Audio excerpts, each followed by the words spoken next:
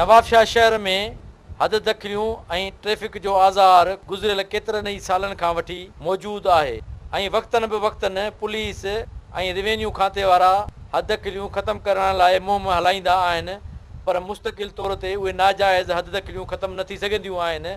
इन सिलसिले में SSP शहीद बेनज़ीर आबाद साजिद अमीर सदोज़ई डिप्टी कमिश्नर नोमान सिद्दीक़ लाटकीअ पारां नवाबशाह शहर में हद दखलियुनि जे ख़ात्मे लाइ मुहिम शुरू कई वई, जंहिंमें कचहरी रोड, मस्जिद रोड, अस्पताल रोड, कपड़ा मार्केट ऐं ॿियनि रोडनि मां हद दखलियूं ख़तमु कयूं वयूं। उन सिलसिले में SSP शहीद बेनज़ीर आबाद सिंध TV न्यूज़ सां ॻाल्हाईंदे चयो त हम लोगों को सुकून दे सकें और एक बेहतर माहौल दे सकें, ट्रैफिक के लिए एक बेहतर हम एक अमली तय कर सकें, तो मिलकर इंशाअल्लाह ताला इस शहर को साफ़ सुथरा और ट्रैफिक मैस से बचाने के लिए हम कोशिश कर रहे हैं। अभी हमारा प्लान ये है कि इनको हम मैक्सिमम फ़ाइन करेंगे नेक्स्ट टाइम अगर इन्होंने इस तरह इंक्रोचमेंट की है, तो एंटी इंक्रोचमेंट के साथ साथ इनको हम फ़ाइन भी करेंगे और हैवी फ़ाइन करेंगे। नवाबशाह शहर तमामु जेके रोड आहिनि उहे सोढ़ा थी विया आहिनि, उन जे करे पंहिंजो दुकानदार जेके आहिनि उन्हनि इंक्रोचमेंट वधाए छॾी आहे। फुटपाथ बंदि करे छॾियऊं, पर फुटपाथ खां पोइ हेठि रोड बि बंदि करे छॾियऊं। तव्हां ॾिठो हूंदो त शुरूआत खां वठी हेसीं ताईं असां इक्वल कयो आहे, जेके रोड ते आहिनि उनखे रिमूव कराईंदा पिया अचूं। हाणे ॾिसिजे त